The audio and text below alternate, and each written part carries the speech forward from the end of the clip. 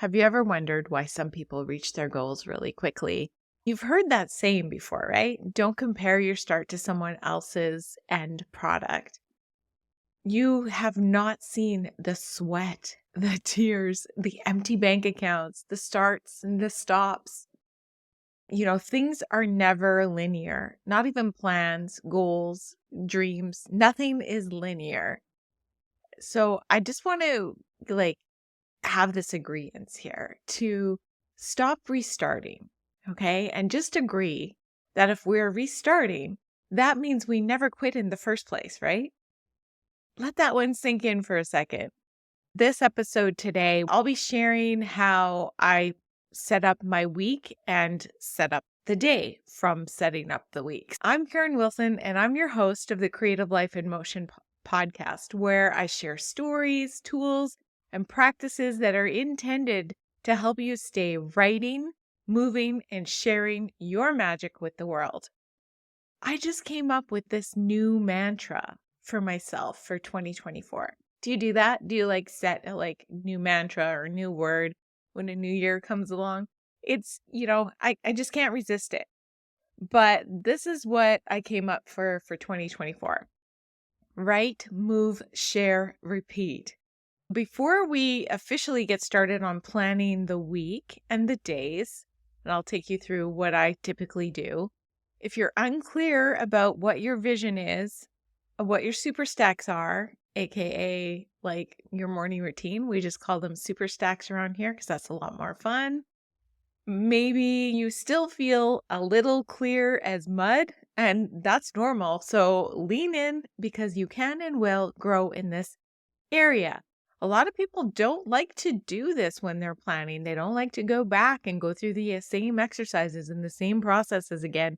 And that's, it's the kind of where the magic is. Yeah, it's boring, but once you get into it, you realize that you're in a completely different spot than you were a year ago, a week ago, even a day ago.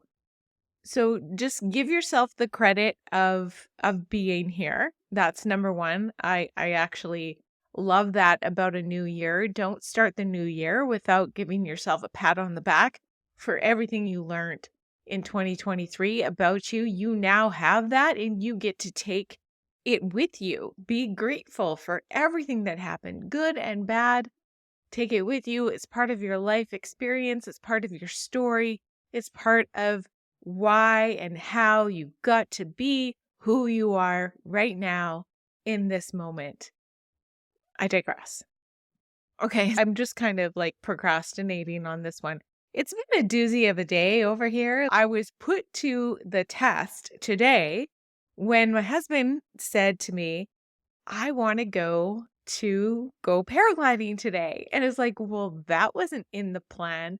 And we only have one vehicle, right? So that means if I want to take the dog for a walk in the forest, which is a lot nicer because she really doesn't like walking in the neighborhood, which makes it stressful for both her and I had to go in the morning. And normally I have that booked or blocked at lunch at this time of year because it's winter.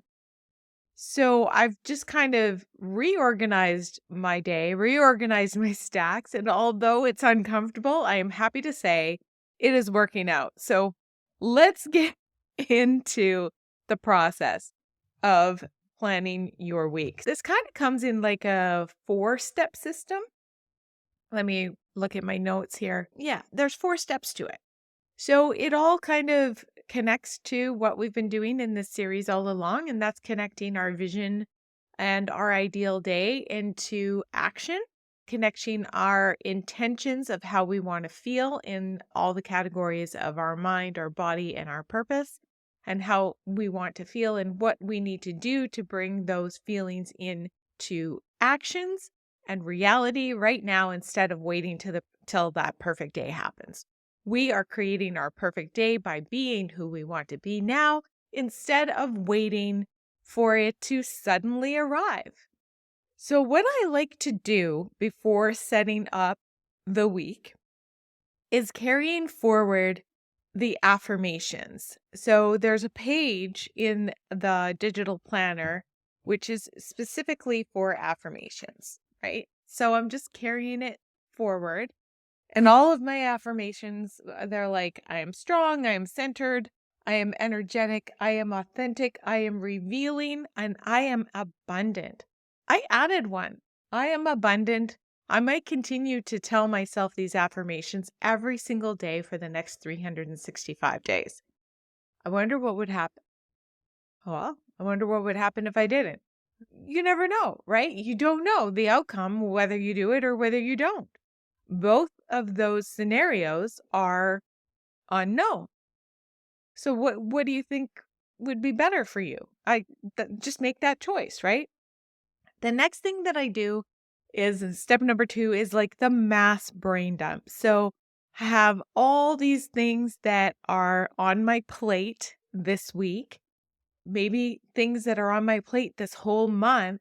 And basically, the brain dump is a mix between what I think I have to do, what I have to do, maybe their tasks, appointments, certain project deadlines. It's just all the stuff. Maybe it's everything that I want to get done that week or at least get started on. Everything that's in my brain. And like some things are going to be like a later, some things are going to be like a this week, but you have it all down on paper and it just allows you to create that mental space. If it's in your brain and you get it out onto paper, you don't have to think about it anymore. It's out on paper. And guess what? Things do not become actions until they have become written down. This is not to get more stuff packed into your day. It's about moving the things and putting the things on your to-do list that are the most meaningful and powerful for you, right? The rest of the stuff can be scheduled later, can be, put on maybe next year list. Just keep it to the less is more and let's move forward with that. I previously would work on everything every day, right? And depending on, what comes in my inbox and what I think is higher priority. And so this year I'm going back to days of the week. I have certain days that certain things need to get done. So instead of, blocking hours, I'm blocking subjects, if that makes sense. And I feel like that will give me more peace. Now, if you have a job that takes you away from home, or maybe you have a blend of things, maybe you have a job and maybe you're building a business and maybe, you have all of these other things, this is a great organizational tool for you. And this is probably the most important piece of putting your vision into action is that every single day there's going to be people competing for your time. It doesn't matter where you are, who you are, what you're doing, they're all going to be competing for your time. And it's up to you to do the things that matter to you at some point during the day. I don't believe in the phrase, I have no time. It's more like I need to make time. Okay. And right now you are making time. Remember, I said this earlier, is what doesn't get written down, like doesn't get done. So I don't want you to take that in like a bad way. It just means for the simple fact that I'm kind of sharing that with myself right now as I'm standing here in my office and I still have not written down, clean up the pile of papers that you see to your left because they all need to be filed. They're from 2023 and you don't need them in your life in 2024. And it just needs to get out of the way. And because I have not written it down, it has not gotten done. So maybe I should just like write that down, right? What do you think? That's one of my priorities this week. Okay, so let's get back on track here. Step number 3 is planning out your week at a glance. You can do this on a calendar. You can do this on your journal. You can do this on a blank piece of paper. This is the easiest process that I know that I can teach you that has worked for me for years and years and years. Doesn't matter what job I had, when I had shift work, when I worked part-time, full-time, and even now when I work entirely 100% remote. So I look at the week and I fill in all the non-negotiables. So there's non-negotiables that I have to work. You know, that's just a no-brainer. So I fill in my working hours, and you'll need to do that whether you work in the home or out of the home. If you work out of the home, you'll need to add your commute time because that's mandatory hours that you are spending in your week that you need to spend. The next thing that I want you to schedule in is the things that are non-negotiable for your family. So perhaps you have somebody has, your kids have a sports game that you want to go to and it's very important for you to be there, or a parent teacher night, or those things have to get scheduled in as well, because a lot of times it's not scheduled in and then it swoops in, and it's not that you forget it. It's just that you have not allotted for that time that you're going to spend there. And the tendency is to cram too much in the days. The next thing that I want you to write in is your super stack. So we did this a couple episodes back where you're building that morning routine, that nighttime routine. We call it super stacks because it's a lot more fun around here at Creative Life in Motion. These are the non-negotiable things that you're doing as a habit stacking material in a sequence, in a series that you can insert at any time during the day. So a simple example of that are in the morning, I meditate, I write, I work out, I eat breakfast, and I get ready for the world. That's a super stack. And then I have a secondary stack, which is rehearsal and applying for stages and getting content out. So both of those have an allotted time for me, but both of those help me to move my goals and visions and dreams forward. Those are the mandatory things that need to be in my days every single day. The amount of time they take might vary from day to day. It depends on what my work hours are. So a super stack might be an hour and it might be 3. Make the time, allot for it. And as you remember, what we talked about is if it means that you need to get up before anyone else needs you, it also means that you're going to need to adjust your evening routine. So remember when I said about, if you have like something that you need to do in an evening, like go to a sports event, are you going to be out a little later than normal? You need to know that so that you can allot the next day after that. Perhaps you're not getting up so early. Maybe that's a 10-minute super stack for you that day. Or maybe that's a day off from your super stack. It's all yours. You plan it. So what we've done already in the week, let's just recap. We've written down all the non-negotiables, which include your work hours, your family commitments, and your super stacks, right? Now, what's left over? There might not be much, and that's okay. You have all of your priorities in there. And that's the ticket that's going to help you move into your dreams and your goals. So you know that you are scheduling yourself first. So what I do personally is I work best when I'm working, means actual production, producing 6 hours a day. I know that that's my sweet spot. I do have an 8-hour work day though. There's times where, I'm going for lunch, I'm doing this, I'm having a break, I'm having a think moment, I'm vacuuming. No, I'm just kidding. I don't do that very often. Once you've put and scheduled in the most important things, then everything else is white space. Now, if you're like me and you work on multiple projects, because say maybe you're a virtual assistant, maybe you have 5 or 6 or 7 clients and you're managing all of them, I recommend to set yourself days and set your client days. And here's why.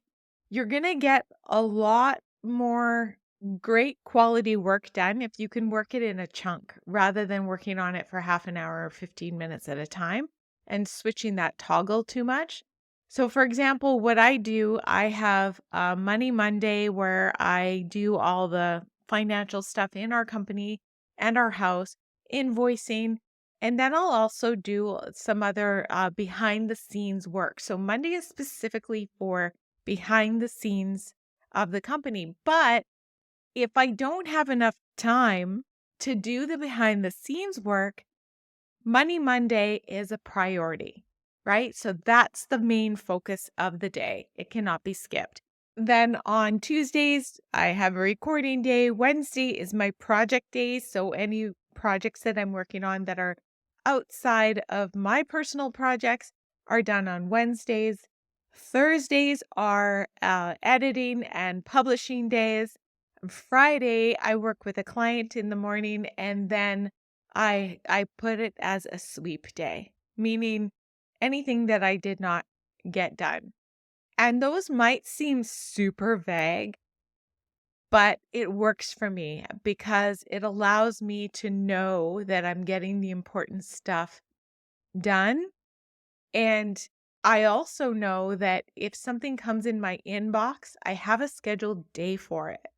When you're planning your day, it's important to know what time you're going to get up in the morning, like what time you're actually going to rise out of bed. So that's an important time to have there, and what time you're going to go to bed, because those are going to, dictate the bookends of your day. And then your work time, what time you're going to be working, and your top must-dos of the day. So I like to usually have 3 to kind of give you an idea of what that looks like. Personally, I have my top 3s right now for today. Number 1 was my morning routine. I've done that.